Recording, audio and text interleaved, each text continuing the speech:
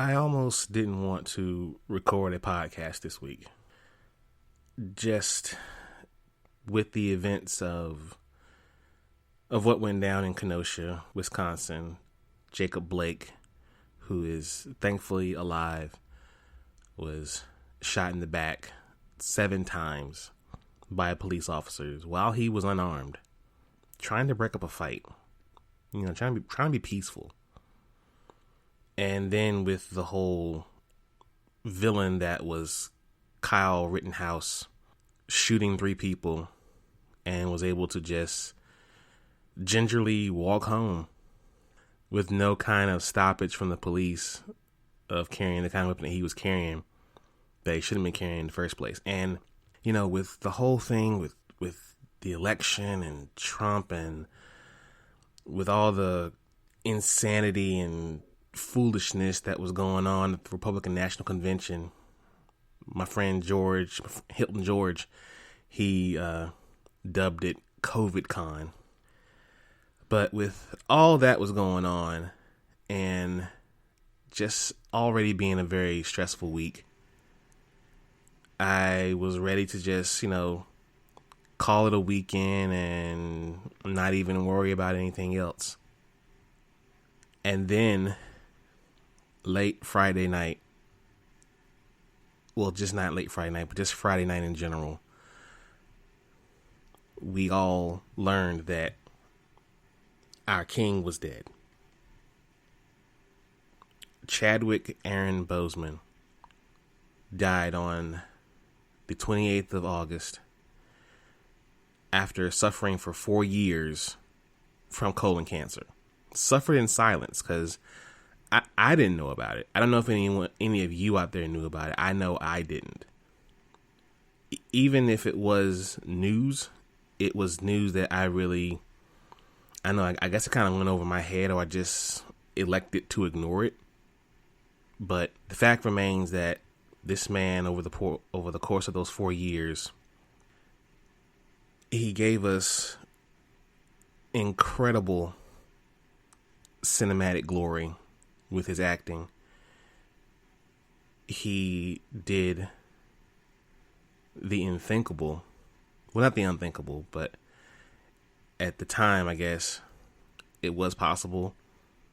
Regardless, though, he did bring the masses, and I mean like the masses of people, to the theaters, pack them out in kente cloth, cosplay, to celebrate the release of Black Panther back in 2018. He moved on to do the role again in Infinity War and Endgame. Before Black Panther, he was in Civil War. But to lose such an incredible acting icon, I mean, he brought to life some of the greatest people in history. Thurgood Marshall, Jackie Robinson, James Brown. I'm not gonna lie, y'all. This one hurt a lot. It really, really hurt. I mean, imagine having to tell your kid, your child, your son, in my case, who sees a superhero who looks like him. Dono even has the same haircut as Chadwick Boseman had. And to have to tell him that the Black Panther is gone. The Black Panther is dead. I don't know if it's because of what has been going on this week, but it really, really messed me up. And I know that as a community, we'll recover, but this one's going to take some time to get over, because Chadwick was only 43 years old.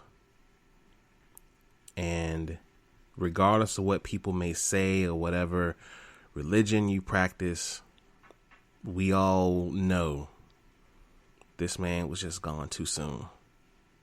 This episode is dedicated to the memory and legacy of Chadwick Boseman, who will be forever remembered as the iconic Black Panther.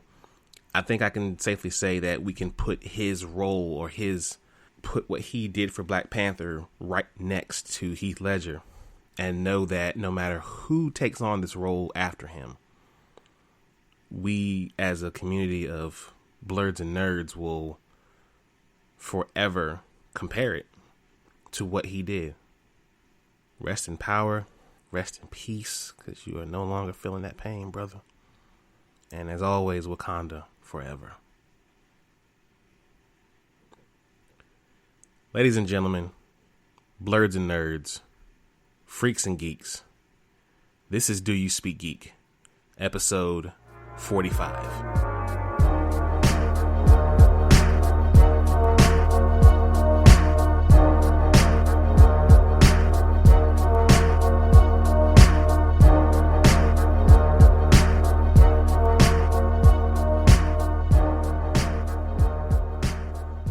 Welcome to the show, ladies and gentlemen. I am your host, Nix, and this is Do You Speak Geek. Thank you for everyone who was listening on the last 2 episodes that I dropped on y'all. Hope y'all enjoyed those.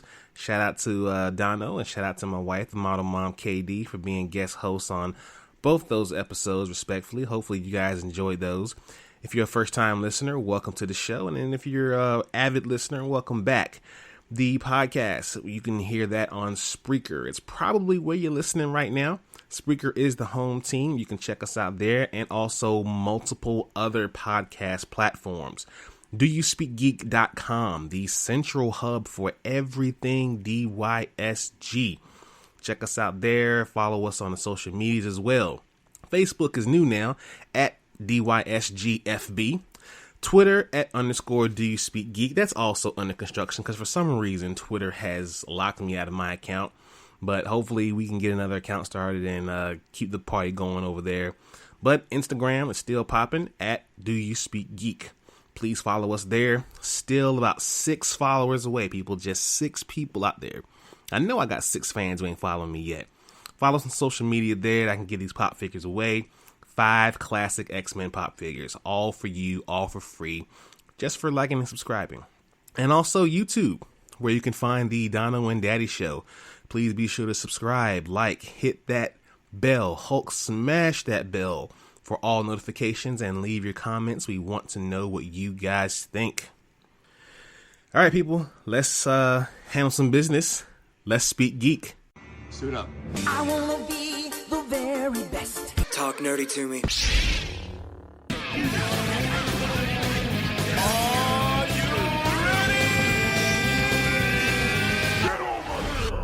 All right, the big news this week, people. Gamescom 2020. The biggest news and reveals, we're going to run them down real quickly. It's still going on right now, but because I know this is not going to end until tonight, we're going to go ahead and give you some information now. So trying to be a little exclusive, if you will. So Ratchet & Clank Rift Apart is a PS5 game now. It is definitely going to be a launch window title for the game.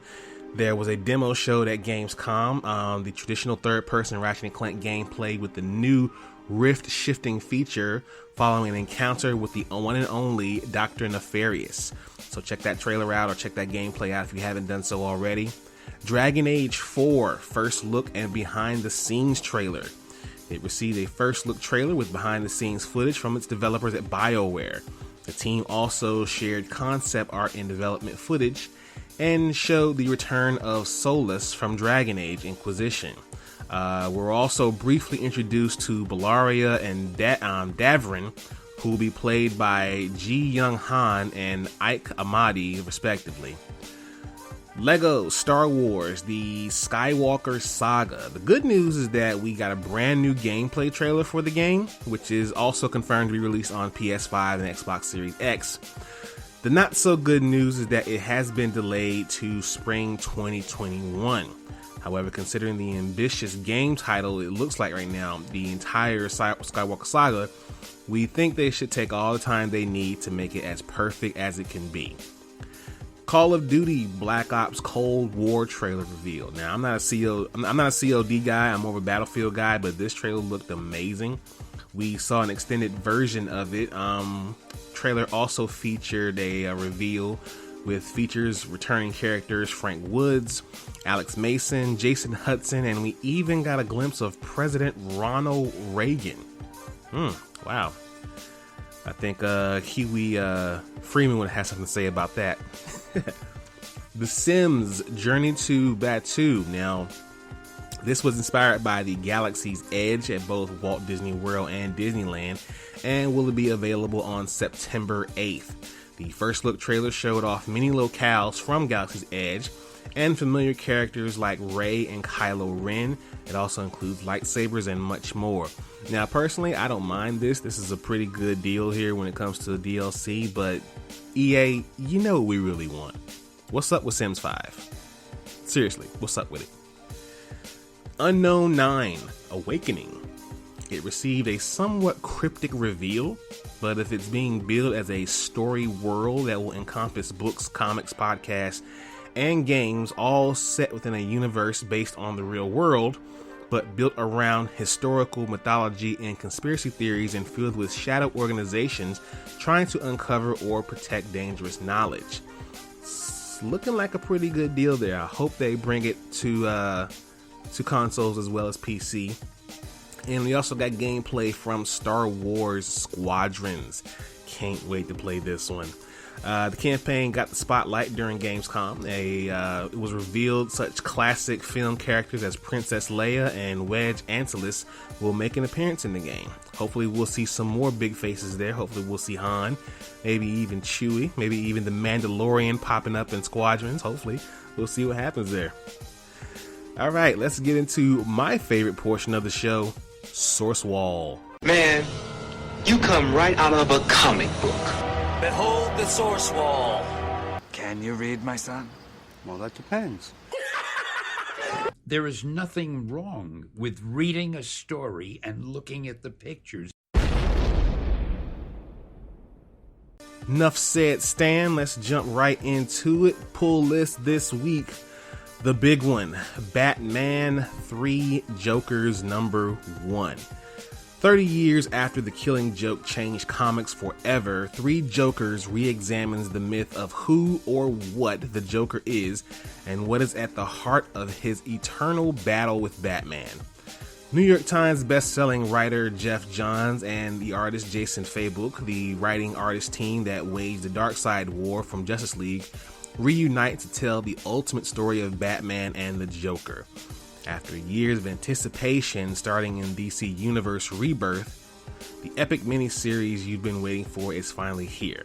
Find out why there are 3 Jokers and what that means for the Dark Knight and the Clown Prince of Crime. It's a mystery unlike any Batman has ever faced. I read this one first day out. The ending, oh boy. Mega Man Fully Charged #1. It's a new beginning for the worldwide cultural phenomenon featuring heroes like Mega Man, Rush, and Dr. Light trying to save Silicon City from the villainous forces of the Robot Masters. And this is all set within the world of the Mega Man Fully Charged TV series. So check that one out if you're into Mega Man. It's a good one here. After Mega Man's father, Dr. Light, is kidnapped, a shocking truth rocks Mega Man's world, as it seems the Robot Masters know more about his secret history than he does.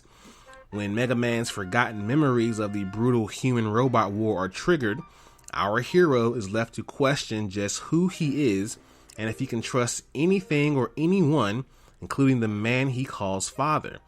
Don't miss a perfect jumping on point for longtime fans and readers as AJ Marsharello and Marcus Reinhardt with artist Stefano Simone examine the cost of being a hero and what it truly means to be human. X-Men #11. Simple and plain here, y'all. 1 war, 1 mutant.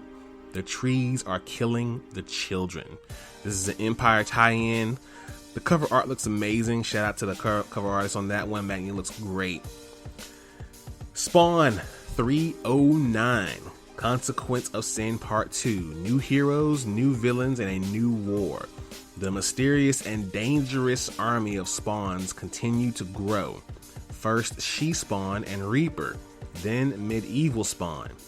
Now, Gunslinger Spawn has made his presence known. But who is a hero and who is a villain? And is Al Simmons strong enough to control them all? Maybe his new armor will help.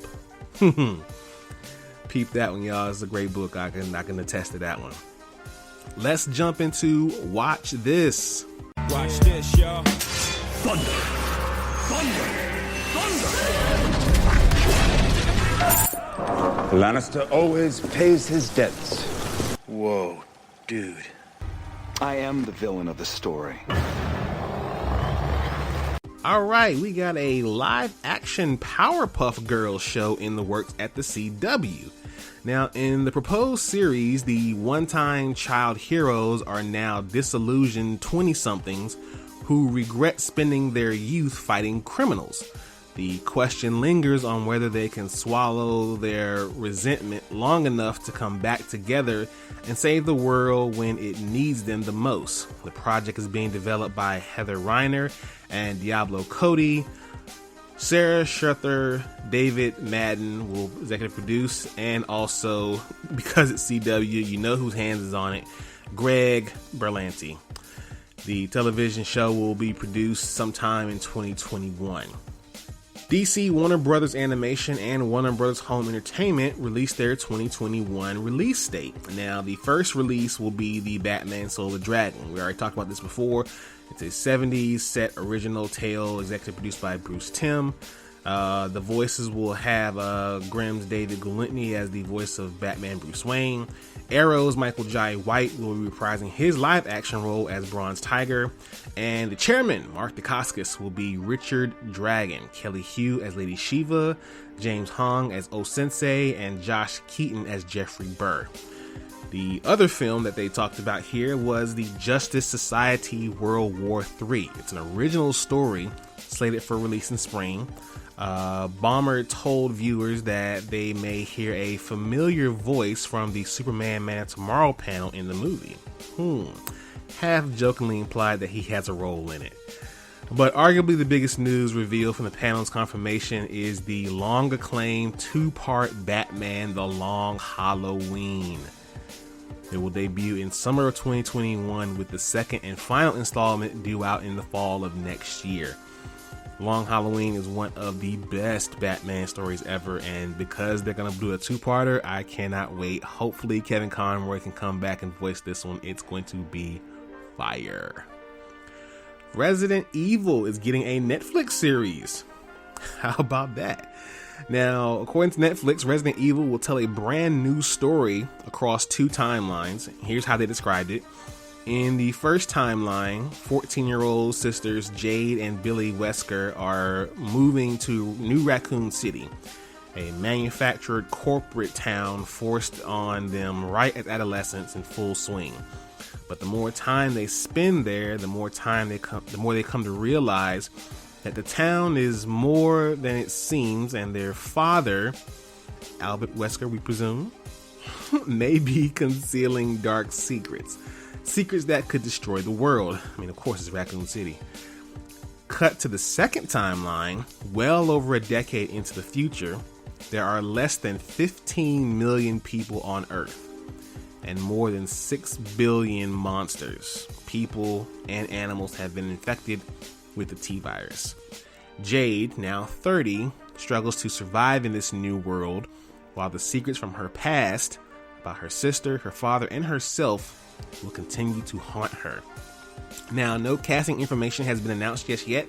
Netflix did reveal that the 8-episode first season of hour-long episodes will be brought to life by showrunner and writer Andrew Dabb, who also did Supernatural, and will be directed by Walking Dead director Browning Hughes, who will direct the first 2 episodes. Both Dabb and Hughes will serve as executive producers alongside Robert Kulzer, Oliver Bourbon of the Constantine film, and Mary Lee Sutton. Can't wait to see how that goes. I mean, it's a whole new thing here with Netflix and getting a new show. But as we all know, with Netflix giving you brand new shows, they're quick to cancel some too. So moving right into that, Netflix has canceled Altered Carbon. Netflix will be moving forward with its more cyberpunk sci-fi series Altered Carbon. It's moving on. It's dead. Deadline reports that the streaming service declined to order a third season for the show. The first season of the series starred Joe Kinnaman. The second 8-episode season starred Anthony Mackie and debuted back in February. An anime movie followed in March. According to the report, Netflix made this decision in April and was not influenced by the coronavirus pandemic, which did influence the company's decision to cancel after 2 shows. Man, it's like Netflix, yo. It's like you give us good stuff and then you take it away. But we all know how Netflix does, and we continue to keep our subscriptions anyway because we can't get enough. Mulan. It will be available for free. After all, here's the catch though. It's still going to be released on September 4th, and people can still watch for the low price of $29.99.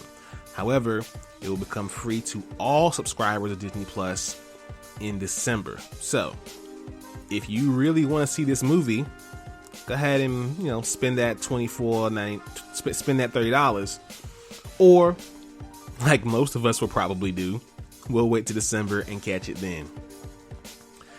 Alright, I got a few reviews here to go over. The first one at the gate has to be the New Mutants. Now, there are people who did risk it for the biscuit and went and saw this movie. Here's a quick review here. These reviews are going to be courtesy of IGN. The New Mutants didn't deserve to be locked away for years. It's not some unwatchable mess, but rather a perfectly fine, entertaining, and at times formulaic, small-scale genre movie.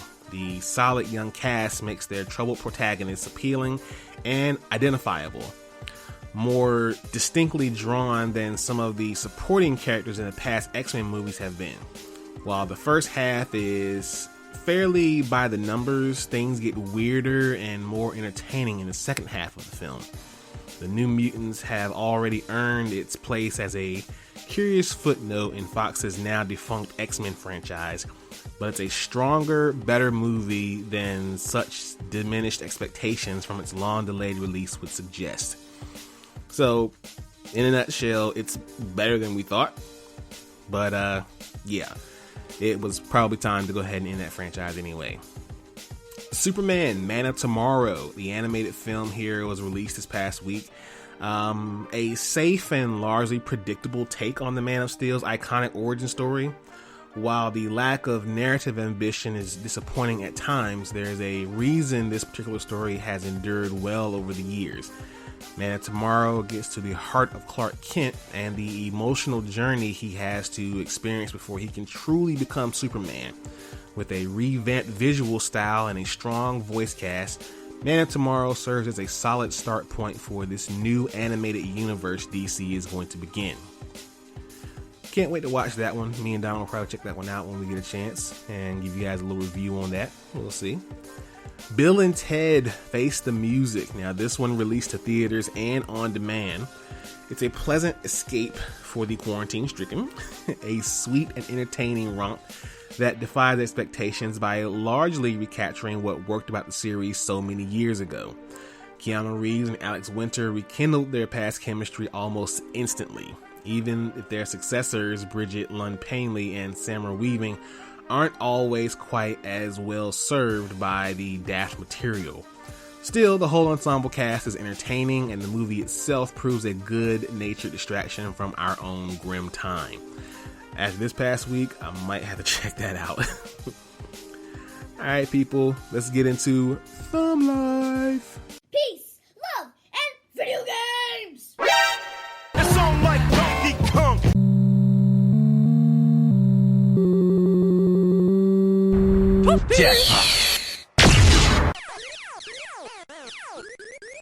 That man is playing Galaga.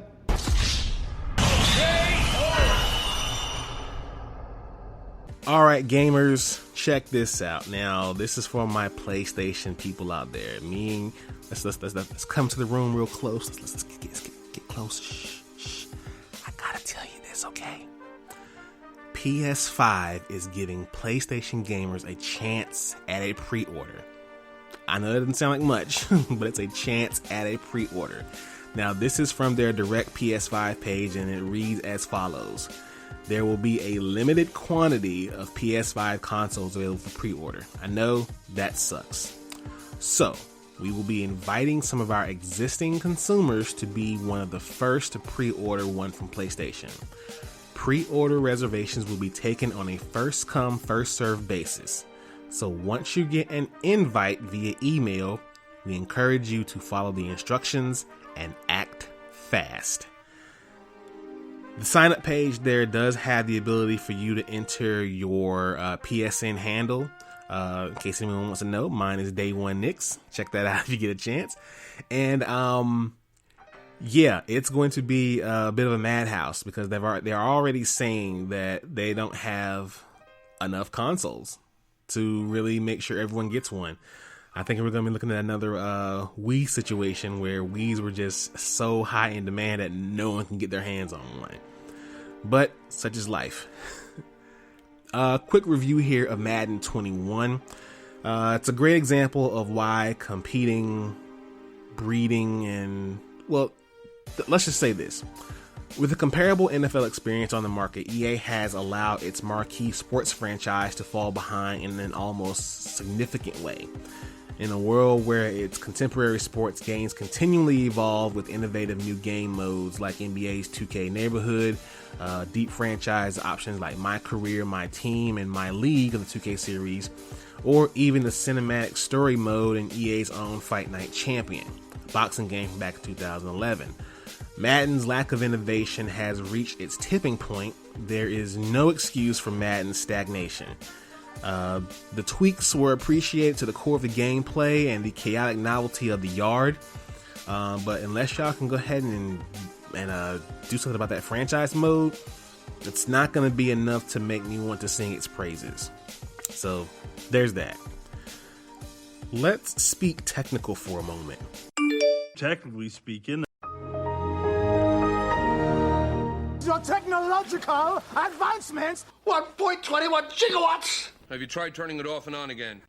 Now, technically speaking, and it's about time, Microsoft will bid farewell to Internet Explorer and the legacy Edge in 2021. Microsoft will end support for Internet Explorer 11 across its Microsoft 365 apps and services next year. In exactly a year, on August 17th, 2021, Internet Explorer 11 will no longer be supported by Microsoft's online services like Office 365, OneDrive, Outlook, and more. Microsoft is also ending support of Internet Explorer 11 with the Microsoft Teams web app later this year, with support ending on November 30th. Alongside the support changes, Microsoft is also planning to drop support for its existing legacy version of Microsoft Edge on March 9th, 2021, celebrating the BIG's death.